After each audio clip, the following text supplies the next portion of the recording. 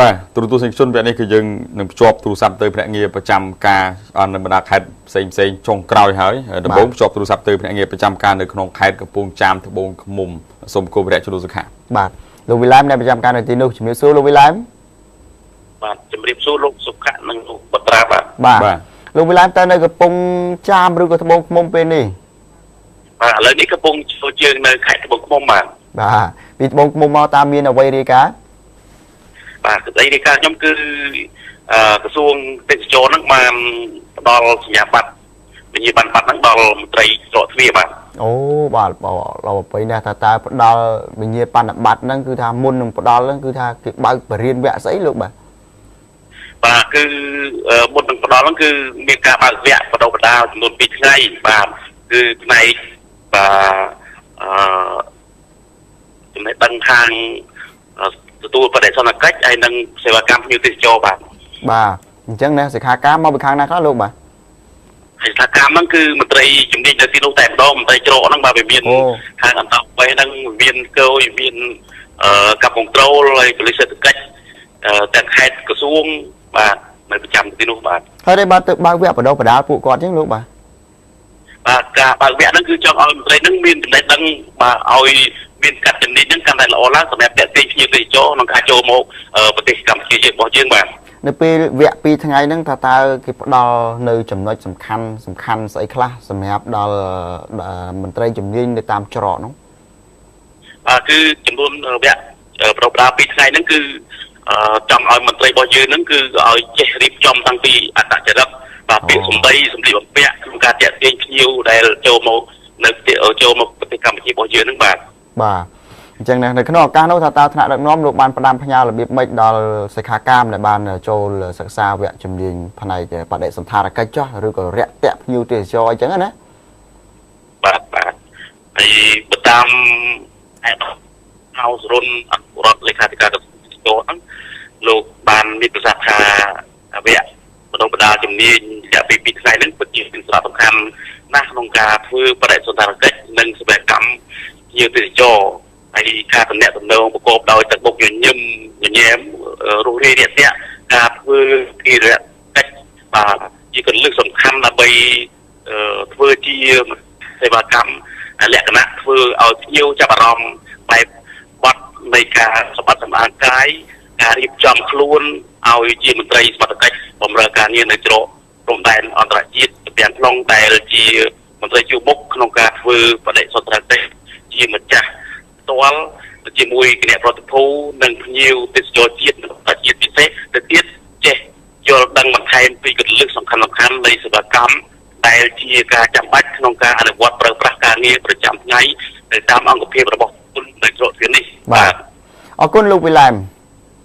បាទអរគុណបាទជំរាបលាអរគុណណាស់ពាក់ព័ន្ធទៅនឹងបញ្ហានេះវាជាគេហៅថាទ្រឹស្ដីបែបទីផ្សារណាទីផ្សារគឺថាធ្វើម៉េចដើម្បីឲ្យអតិថិជនមករកយើងរឿងអតិថិជនមករកយើងគឺជារឿងពិបាកមួយហើយសម្រាប់ដែលយើងតាក់ទាញគេប៉ុន្តែរឿងដែលគេមកហើយនោះរឿងពិបាកមួយទៀតធ្វើម៉េចឲ្យគេនៅតែមករកយើងទៀតហ្នឹងហើយអញ្ចឹងហើយបានជាក្រសួងទេសចរ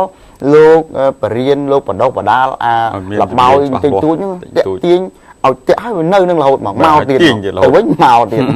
អរគុណណាស់បាទជូនទៅលោកបុត្រាបន្តបាទភ្ជាប់ទូរស័ព្ទទៅភ្នាក់ងារប្រចាំការនៅក្នុងខេត្តស្ទឹងត្រែងចុងក្រោយលោកគំហឿនថាតែមានអីប្លែកពីខាងលោកវិឡាមកំពង់ចាមត្បូងឃ្មុំយើងសួរលោកគំហឿនបាទជំរាបសួរលោកបុត្រានិងលោកសុខាបាទលោកគំហឿនព្រឹកនេះអាកាសធាតុនៅក្នុងខេត្ត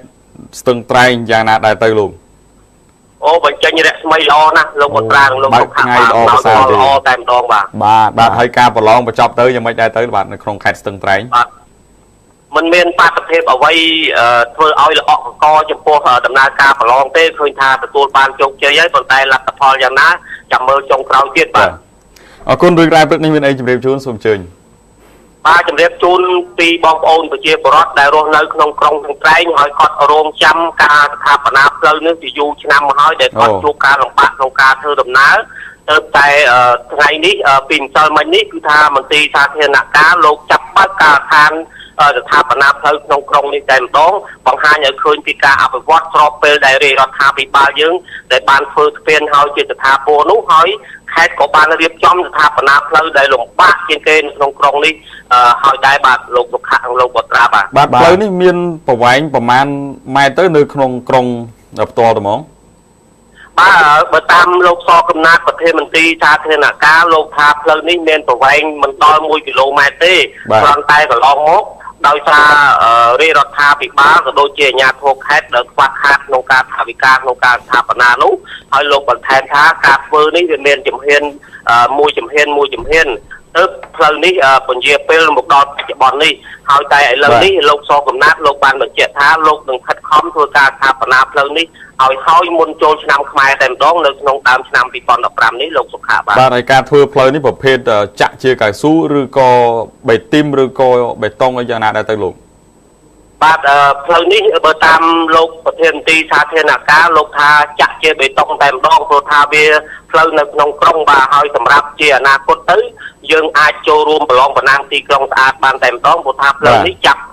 ពីជួរមាត់ទន្លេរហូតទៅមុខសាលាខេត្តតែម្ដងលោកបត្រាបាទរាល់ការចំណាយធ្វើជួសជុលផ្លូវសាងសង់ផ្លូវឡើងវិញថាតើជាចំណាយរបស់ថវិកា